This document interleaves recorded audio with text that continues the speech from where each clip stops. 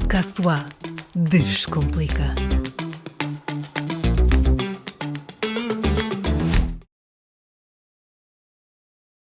Olá, sejam bem-vindos a mais um episódio do Podcast UA Descomplica.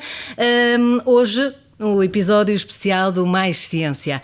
E para falarmos de territórios em mudança. Para isso temos connosco 3 convidados. João Afonso Correia. 3 convidados: Helena Marinho, Vítor Silva, João Lourenço Marques. Helena Marinho é professora do Departamento de Comunicação e Arte da Universidade de Aveiro, área da música, e coordenadora do Polo de Aveiro do Instituto de Etnomusicologia, Centro de Estudos de Música e Dança. Os seus temas de estudo incluem pesquisa sobre performance de música contemporânea, música e género, música portuguesa. Helena Marinho coordena o projeto Shores, sobre som e música nas costas europeias. Vítor Silva é professor do Departamento de Engenharia Civil da Universidade de Aveiro, tem vindo a dedicar-se à avaliação de risco sísmico e ao estudo dos impactos de desastres naturais em várias dimensões, estruturas, economia e ambiente, e é coordenador do projeto Ed for Buildings. João Lourenço Marques é professor do Departamento de Ciências Sociais, Políticas e do Território e tem vindo a estudar a justiça e o planeamento do território, ou seja, o grau de justiça nas políticas públicas em 3 domínios fundamentais: habitação, educação e saúde. Coordena o projeto Just Plan. Alterações climáticas, incertezas e riscos sistémicos nas sociedades contemporâneas e riscos naturais, enfim, são temas que funcionam como pontos de partida para os trabalhos que os 3 investigadores desenvolvem, mas num mundo, aliás, cada vez mais incerto e imprevisível, talvez precisemos de novas ferramentas. E uma das novas ferramentas de que tanto se fala é da inteligência artificial, e é essa mesma ferramenta que é essencial no trabalho desenvolvido por Vítor Silva para perceber então o risco de sismo, não é? A avaliação do risco sísmico enfim, no nosso território, mais concretamente. O que é que faz... Pode-nos explicar um pouco melhor este projeto, Vítor Silva? Claro, obrigado, Elsa. Este projeto, por acaso, é um pouco engraçado a forma como ele começou, ou já vem continuação de outro projeto, porque nós começámos este projeto foi por não acreditarmos na inteligência artificial. Okay? Nós começámos isto porque toda a gente dizia temos de usar AI para isto, usamos AI para aquilo, e muitas vezes, mesmo o grupo, nós achávamos, mas é mesmo preciso AI? Será que isto vai mesmo funcionar para aquilo que nós queremos fazer? E nós começámos a trabalhar aqui com alguns alunos a experimentar. Vamos tentar usar AI para classificarmos os edifícios. E quando eu digo classificar, é para podermos olhar, por exemplo, ao departamento onde nós estamos agora e ver. Ele é vulnerável a sismos, ele é vulnerável às tempestades, como agora vimos no centro do país. Como é que é a eficiência energética deste edifício? Nós achámos inicialmente que ia ser muito difícil de um algoritmo de inteligência artificial conseguir olhar para aqueles parâmetros, para a parte da arquitetura do edifício e conseguir dizer-nos, sim, de facto, isto parece que foi construído há imenso tempo, isto parece que os materiais de construção já estão um pouco degradados, por exemplo, ou o tipo de construção não é o mais resiliente a desastres naturais. E começámos a testar estes algoritmos. Nós testámos para Lisboa e testámos também ali para o bairro da Beira-Mar e ficámos surpreendidos. Como é que os algoritmos, nós alimentámos-los com muitas imagens. Já Aveiro tem a maior base de dados de edifícios classificados, mais de 20 mil edifícios, e começámos a ver que ele tinha um nível de exatidão acima de 80%. Para Elsa podíamos dizer, ok, mas 80%, mas então um engenheiro consegue fazer um trabalho melhor. É verdade. Mas vamos imaginar que agora nós queremos caracterizar todos os edifícios em Aveiro. São milhares de edifícios. Eu não posso andar edifício a edifício a classificar estes edifícios. O que eu posso fazer é recolher imagens de todos estes edifícios que estamos a fazer tanto com drones como com câmaras montadas em cima de carros, e depois estes algoritmos estão-nos automaticamente a caracterizar os edifícios todos. A dizer, este edifício parece mais frágil, este é em termos de eficiência energética é menos bom, e é com estes tipos de tecnologia que nós estamos a mapear em várias partes do país, não só em Aveiro, estamos a mapear e identificar exatamente estas são as zonas que nós devemos investir mais, tanto no reforço de edifícios, no melhoramento das estruturas, ou, por exemplo, como se calhar muitos de nós fizemos, quando houve o fundo ambiental em que podíamos melhorar os edifícios em relação às castelharias, aos capotes, por painéis fotovoltaicos, melhorar as coberturas. Estes são os edifícios em que nós devemos dar prioridade. Só assim, de uma forma muito resumida, é esta a lógica, esta a razão neste projeto. Portugal Portugal, aliás, Aveiro, a nossa região que refere, não é das regiões mais preocupantes, digamos assim, a nível sísmico. Correto, não é das mais preocupantes. Nós estamos numa zona que tem uma periodicidade sísmica mais baixa, por exemplo, com comparação com o Algarve, como com Lisboa, mas a periodicidade sísmica não é zero, ok? Eu trabalho com muitos países, desde Itália, desde alguns países mesmo, por exemplo, na América do Sul, e muitas vezes, apesar de nós termos aquelas zonas que a periodicidade sísmica é mais alta, sim, é verdade, mas a probabilidade de nós termos um sismo relativamente perto de Aveiro e temos aqui os solos em Aveiro que não são os melhores, não é? Ou seja, não é zero, por isso nós temos de estar preparados para esta possibilidade.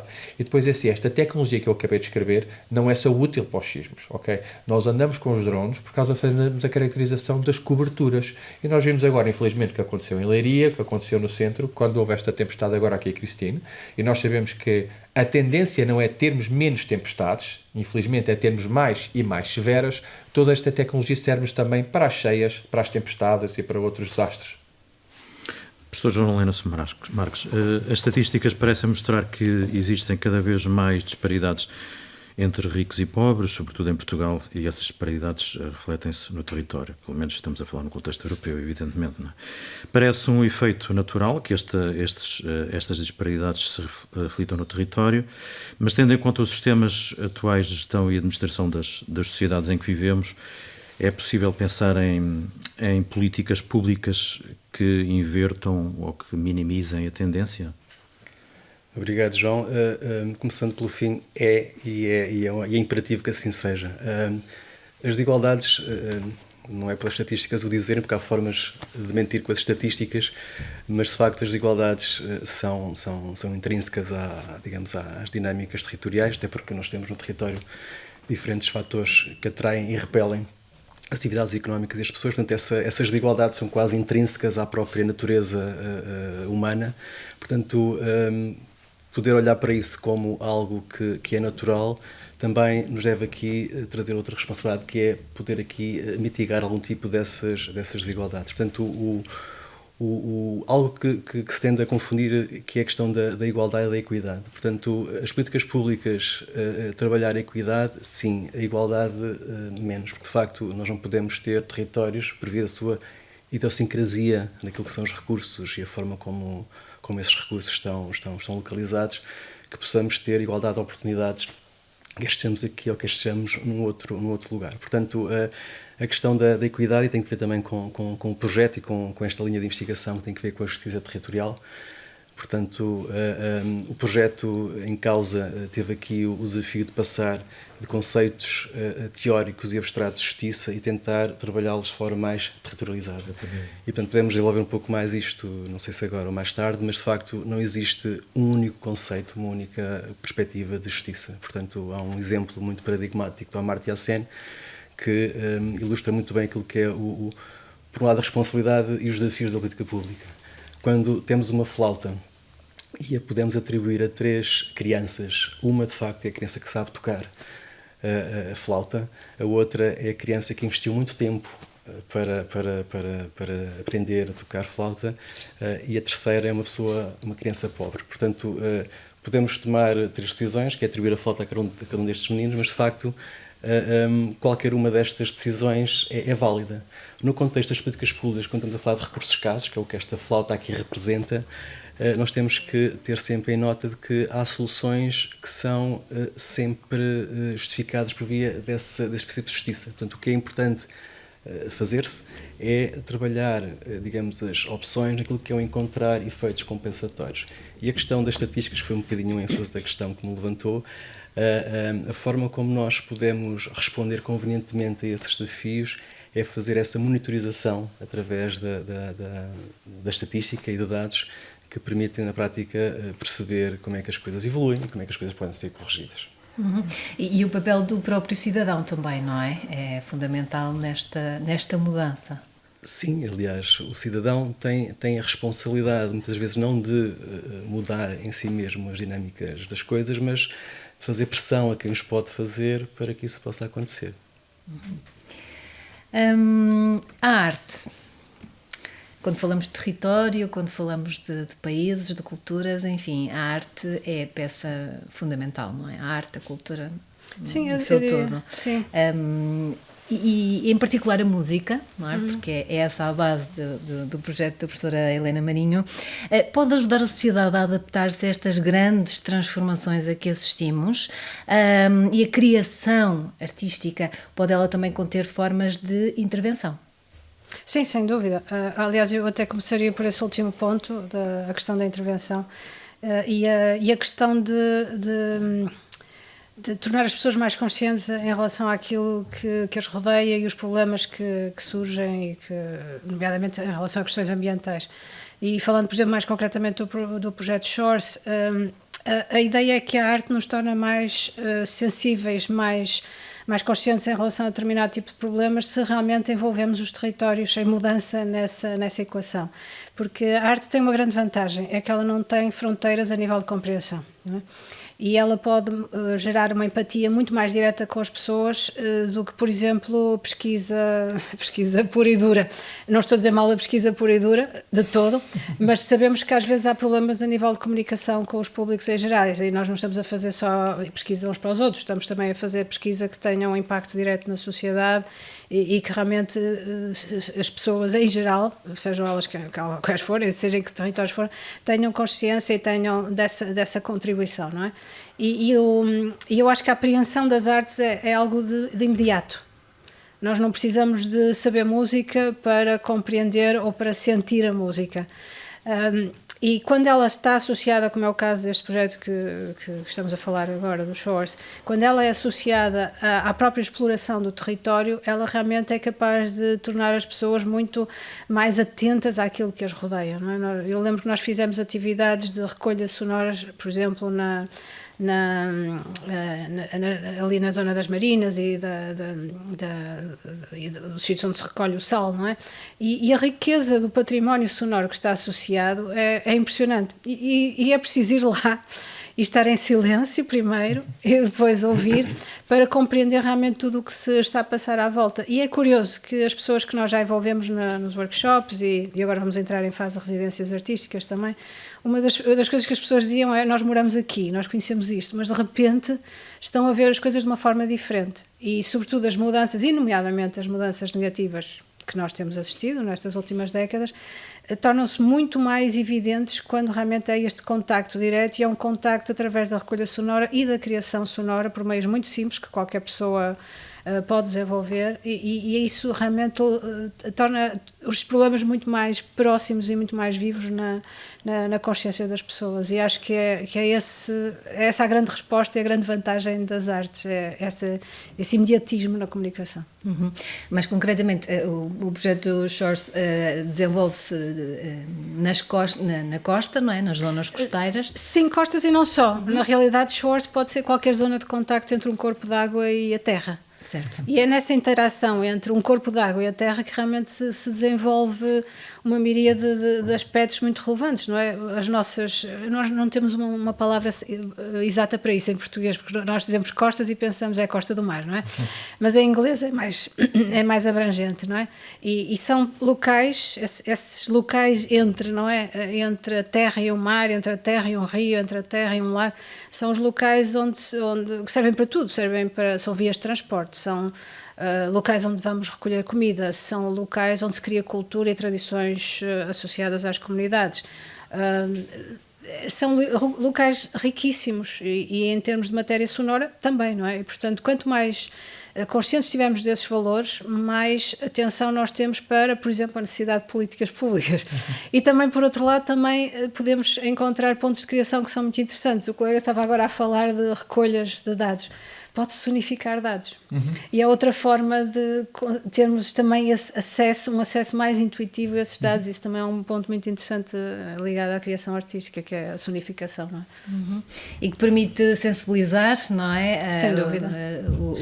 A sociedade no geral, nomeadamente também para a proteção, não é? E para questões da poluição, por exemplo, que é uma das grandes preocupações. Sim, sem dúvida. Sem esse contacto direto, eu acho que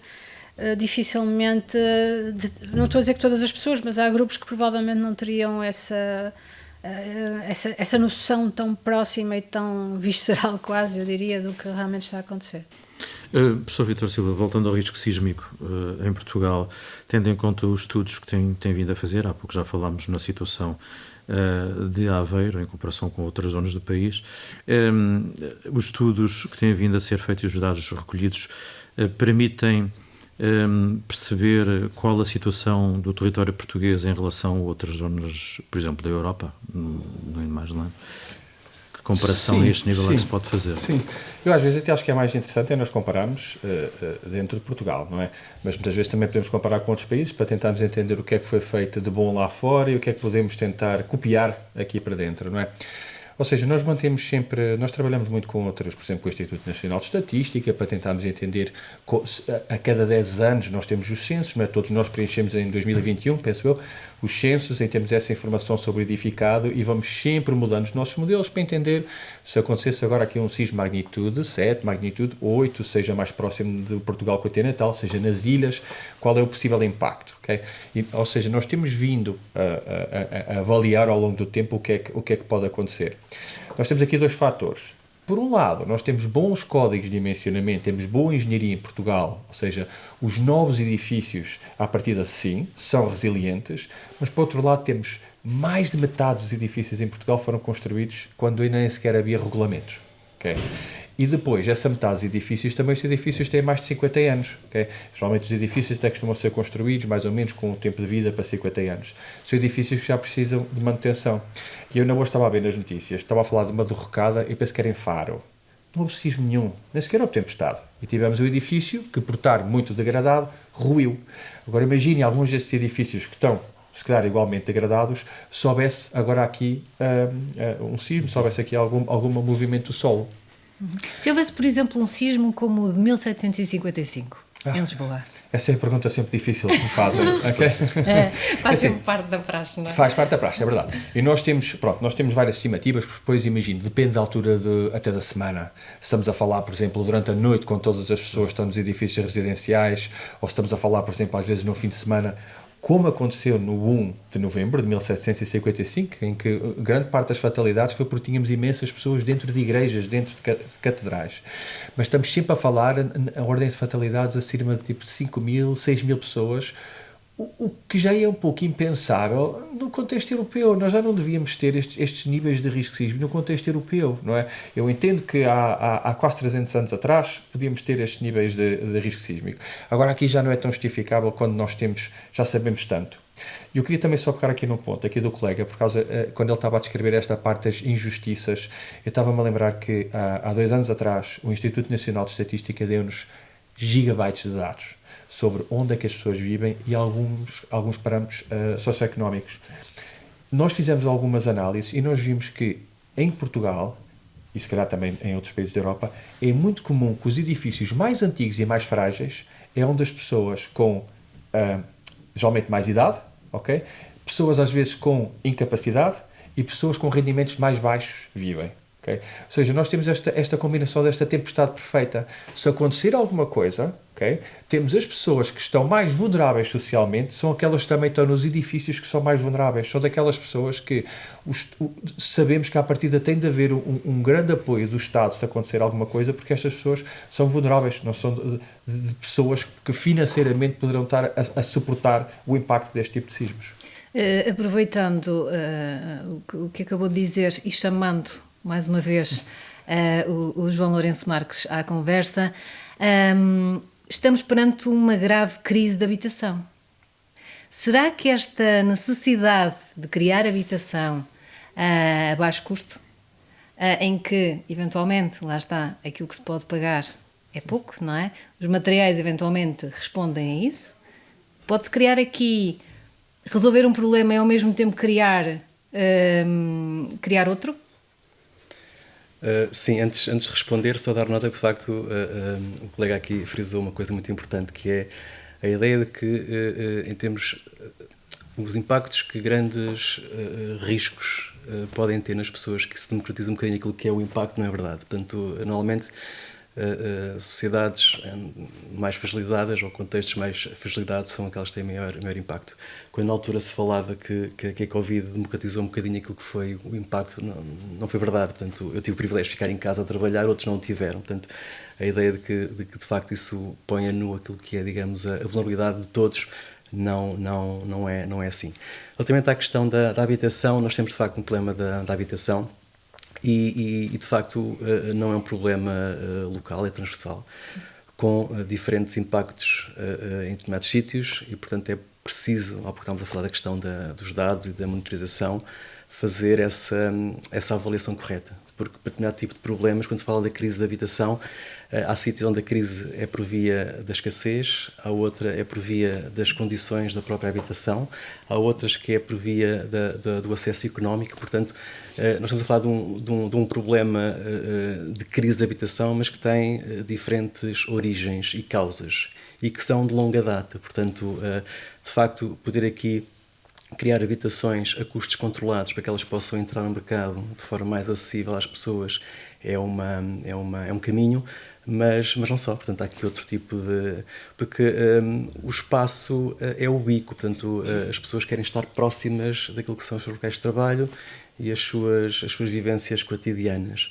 E, portanto, à partida há um prémio que as pessoas estão dispostas a pagar para estar próximo dessas coisas que há pouco disse, fazem criar no território diferentes níveis de atividade. E esse prémio faz com que haja este diferencial de custos. E não é para quem quer, é para quem pode. Portanto, estas coisas são aqui um processo circular que, de facto, mesmo que hajam esses mecanismos, se não houver uma política pública dita como tal, naquilo que é não só resposta a necessidades presentes, mas, acima de tudo, antecipar aquilo que são necessidades efetivas futuras. Porque quando nós falamos daquilo que são os problemas, fala da questão do sismo, há coisas que são relativamente incertas e que são circunstanciais a diferentes fatores. Mas aquilo que é certo, mesmo aquilo que nós consideramos como certo e como determinístico, nós cuidamos pouco. E, portanto, cuidamos pouco porque temos uma falta de cultura de planeamento. Portanto, nós não pensamos... E aquilo que nos é reconhecido como mais-valia como portugueses, que é a capacidade de desenrasque, isto é um pau de dois bicos, não é? Portanto, é-nos atribuída essa característica porque nós não temos a capacidade de, antecipadamente, nos prepararmos para aquilo que são as intempéries. E, portanto, e depois damos-nos conta do elefante no meio da sala, de repente, e queremos resolver o problema da manhã para a tarde. A questão da habitação é um problema que tem múltiplas causas, mas de facto é preciso também dar tempo ao tempo para que as coisas possam paulatinamente poder ser atenuadas e resolvidas. Uhum. A habitação, que é um dos pilares essenciais, não é? Porque depois temos outros dois que refere precisamente também neste seu projeto, Just Plan, que é a educação e a saúde, não é? Sim. Que acabam por estar também em crise, não é? Este projeto foi muito interessante porque, como disse há pouco, levantou-nos logo o desafio como é que nós passaríamos de conceitos teóricos, filosóficos, para critérios operativos no contexto do planeamento das políticas públicas. E, de facto, a habitação versus educação e saúde aparecem aqui como perspectivas diferentes, enquanto que a questão do acesso e as desigualdades que isso possa trazer nas pessoas na habitação tem a ver com o acesso económico, as pessoas poderem ter ou não ter acesso à habitação. No caso das escolas, da educação e da saúde, tem a ver com a proximidade. Portanto, há o exemplo que há pouco dei do Amartya Sen da flauta, eu não fui explícito, mas quando nós atribuímos a flauta a cada um deles, tem um princípio de justiça da necessidade, da utilidade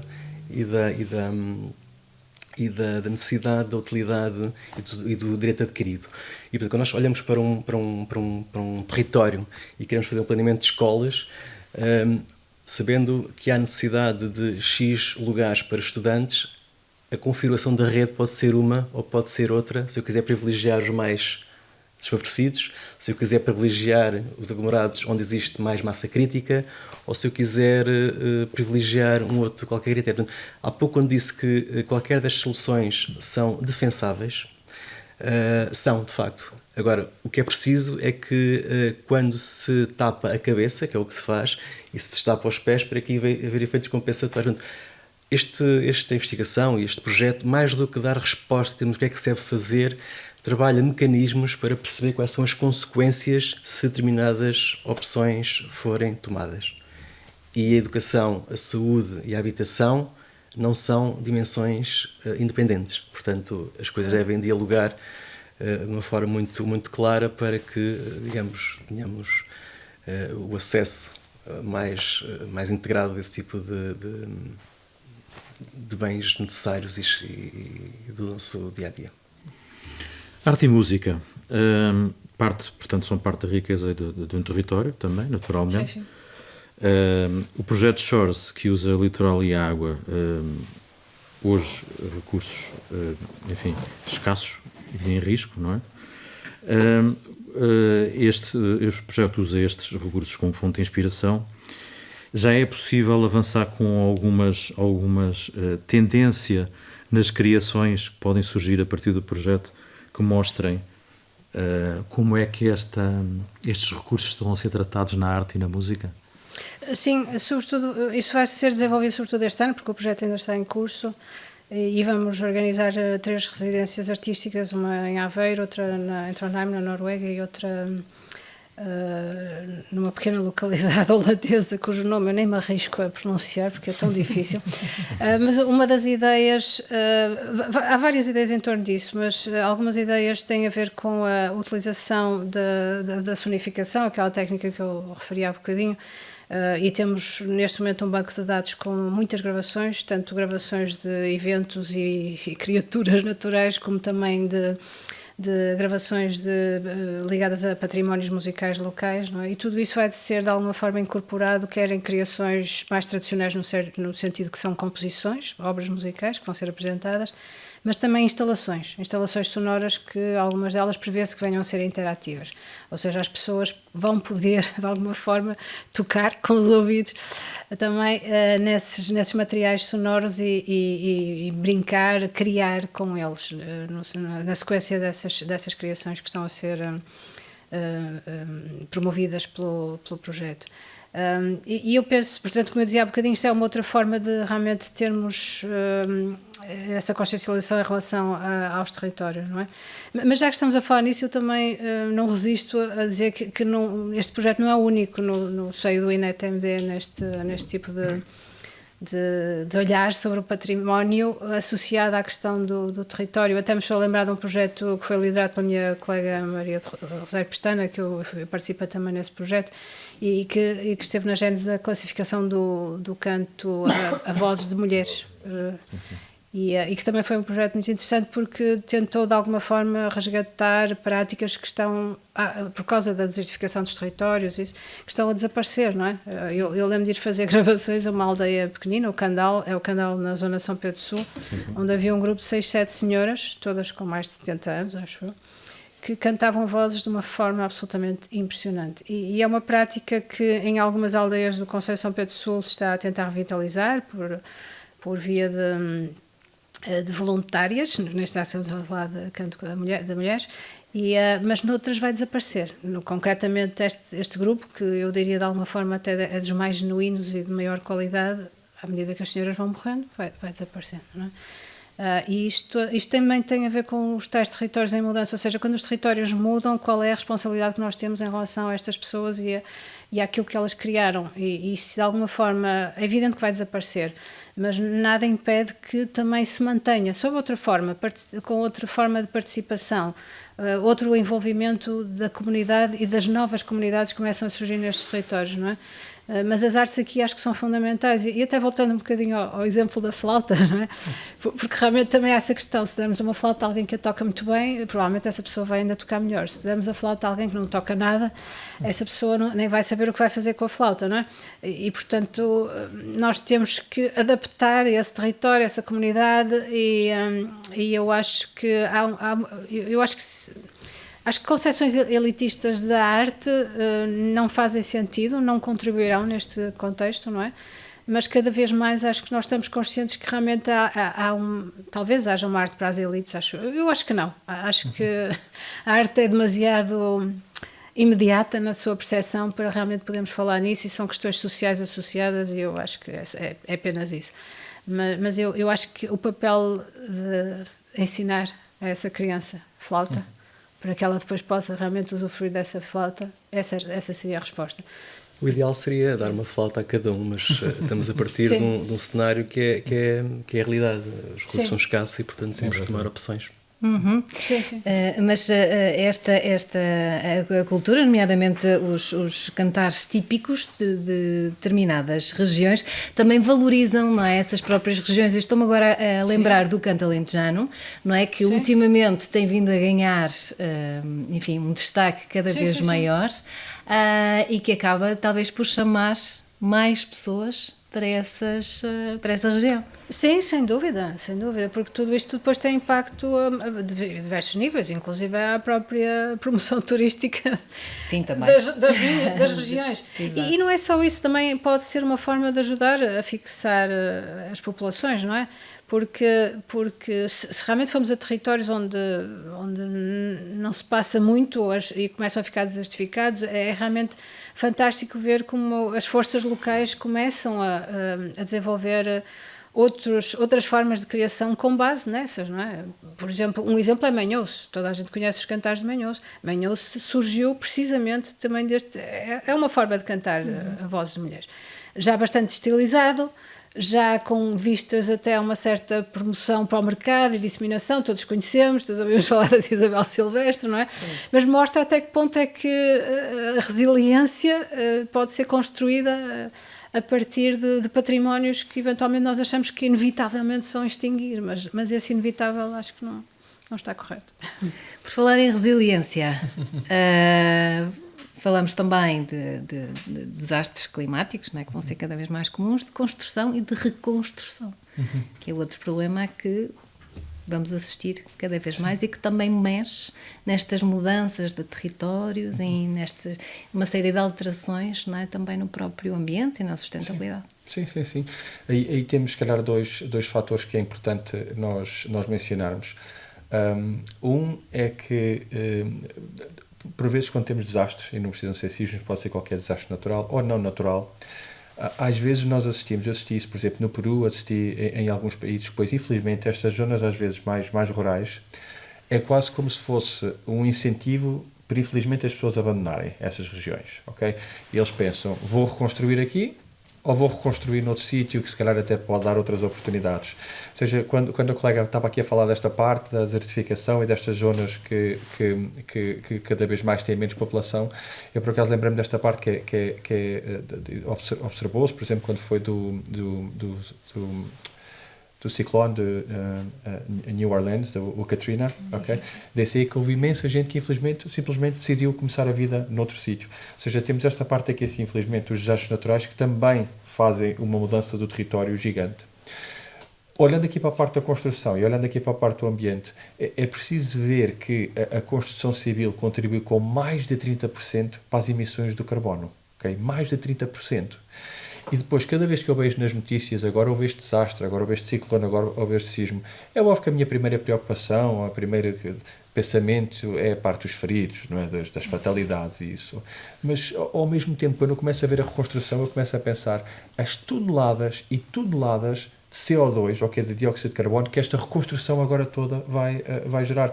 Quando nós às vezes andamos, temos de trocar para carros elétricos, ou temos de pôr um painel fotovoltaico para fazer um impacto tão pequenino, não é? Mas depois temos estes desastres naturais que causam uma poluição gigantesca. E eu sei que geralmente isto aqui assim fica um pouco escondido, porque, como seres humanos, a nossa primeira preocupação, como é óbvio, é o bem-estar das pessoas e as fatalidades e os que vão estar desalojados. Mas, ao mesmo tempo, também temos esta parte aqui do ambiente que também é importante ter isto em consideração. Só para mencionar que, de facto, na Europa, não a nível global, mas na Europa, existe já agora aqui algumas direções para tentarmos fazer construção mais sustentável. Okay? Chama-se, por exemplo, o Green Concrete, que chama-se o betão verde. O betão não é verde. O que acontece é que mesmo os produtores do betão, dos materiais de construção, já costumam fazer o offset do CO2. Okay? Eles contribuem ou tentam usar fontes de energia mais renováveis ou então vão contribuir para tentar aliviar esta parte. Mas isto é importante. Ponto final neste podcast Descomplica sobre territórios em mudanças. Agradecemos a presença de Helena Marinho, Vítor Silva, João Lourenço Marques. Muito obrigado. Obrigada. podcast do A. Descomplica.